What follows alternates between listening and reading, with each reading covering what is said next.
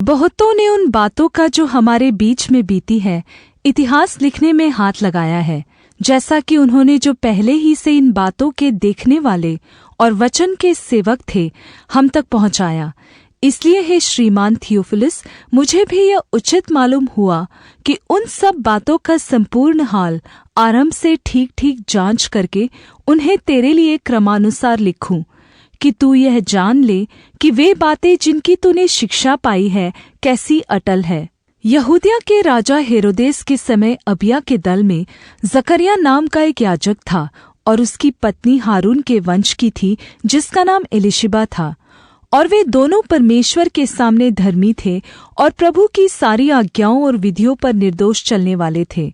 उनके कोई संतान न थी, क्योंकि एलीशिबा बांझ थी और वे दोनों बूढ़े थे।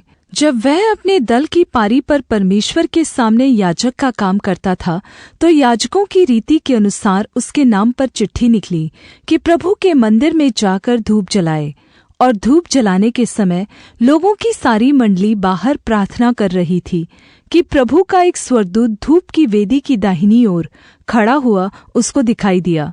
और जकर्याह देखकर घबराया और उस पर बड़ा भय छा गया। परंतु स्वर्गदूत ने उससे कहा, हे जकर्याह, भयभीत न हो, क्योंकि तेरी प्रार्थना सुन ली गई है, और तेरी पत्नी एलीशिबा से तेरे लिए एक पुत्र उत्पन्न होगा, और तू उसका नाम यूहन्ना रखना। और तुझे आनंद और हर्ष होगा, और बहुत लोग उसके जन्म के कारण आनंदित होंगे, क्योंकि वह प्रभु के सामने महान होगा, और दाखरस और मदिरा कभी न पिएगा, और अपनी माता के गर्भ ही से पवित्र आत्मा से परिपूर्ण हो जाएगा, और इस्राएलियों में से बहुतों को उनके प्रभु परमेश्वर की ओर फेरेगा।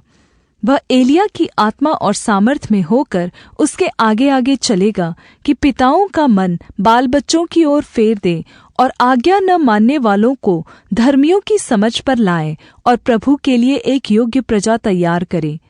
जकर्याह ने स्वर्गदूत से पूछा, यह मैं कैसे जानूं, क्योंकि मैं तो बूढ़ा हूँ और मेरी पत्नी भी बूढ़ी हो गई है।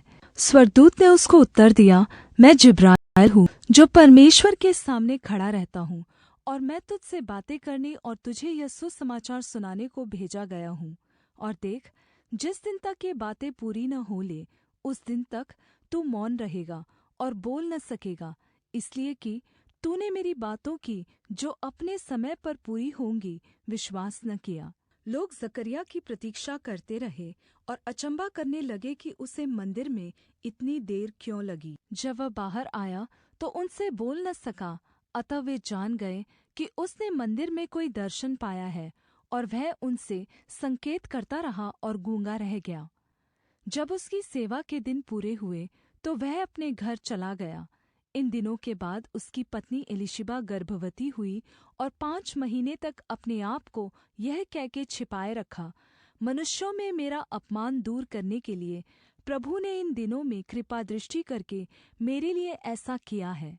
6वें महीने में परमेश्वर की ओर से जिब्राइल स्वर्गदूत गलील के नासरत नगर में एक कुँवारी के पास भेजा गया, जिसकी मंगनी यूसुफ नामक दाऊद के घराने के एक पुरुष से हुई थी। उस कुँवारी का नाम मरियम था। और स्वर्गदूत ने उसके पास भीतर आकर कहा, आनन्द और जय तेरी हो, जिस पर परमेश्वर का अनुग्रह हुआ है, प्रभु तेरे साथ है। वह उस वचन से बहुत घबरा गई और सोचने लगी कि यह किस प्रकार का अभिवादन है। स्वर्गदूत ने उससे कहा, हे मरियम, भयभीत न हो, क्योंकि परमेश्वर का अनुग्रह तुझ पर हुआ है, और देख, तू गर्भवती होगी और तेरे एक पुत्र उत्पन्न होगा, तू उसका नाम यीशु रखना। वह महान होगा और परम प्रधान का पुत्र कहलाएगा, और प्रभु परमेश्वर उसके पिता दाऊद का सिंहासन उसको देगा, और वह याकूब के घराने पर सदा राज करेगा, और उसके राज्य का अंत न होगा। मरियम ने स्वर्गदूत से कहा, यह कैसे होगा, मैं तो पुरुष को जानती ही नहीं। स्वर्गदूत ने उसको उत्तर दिया, पवित्र आत्मा तुझ पर उतरेगा, और परम प्रधान की सामर्थ तुझ पर छाया करेगी, इसलिए वह पवित्र जो उत्पन्न होने वाला है परमेश्वर का पुत्र कहलाएगा। और देख, तेरी कुटुम्बिनी एलीशिबा के भी बूढ़ापे में पुत्र होने वाला है। यह उसका जो बाँझ कहलाती थी 6वां महीना है। परमेश्वर के लिए कुछ भी असंभव नहीं है। मरियम ने कहा, देख, मैं प्रभु की दासी हूँ, तेरे वचन के अनुसार मेरे साथ ऐसा हो। तब स्वर्गदूत उसके पास से चला गया।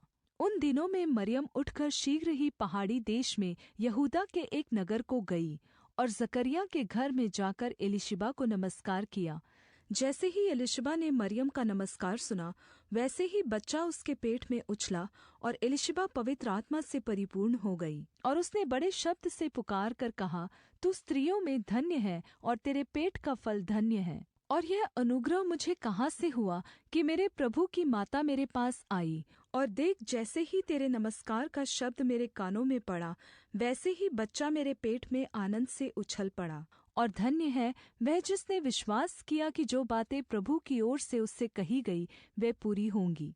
तब मरियम ने कहा, मेरा प्राण प्रभु की बढ़ाई करता है और मेरी आत्मा मेरे उद्धार करने वाले परमेश्वर से आनंदित हुई, क्योंकि उसने अपनी दासी की दीनता पर दृष्टि की है। इसलिए देखो, अब से सब युग युग के लोग मुझे धन्य कहेंगे, क्योंकि उस शक्तिमान ने मेरे लिए बड़े बड़े काम किए हैं और उसका नाम पवित्र है और उसकी दया उन पर जो उससे डरते हैं पीढ़ी से पीढ़ी तक बनी रहती है। उसने अपना भुजबल दिखाया और जो अपने मन में घमंड करते थे उन्हें तितर-बितर किया। उसने शासकों को सिंहासनों से गिरा दिया और दीनों को ऊंचा किया। उसने भूखों को अच्छी वस्तुओं से तृप्त किया और धनवानों को खाली हाथ निकाल दिया।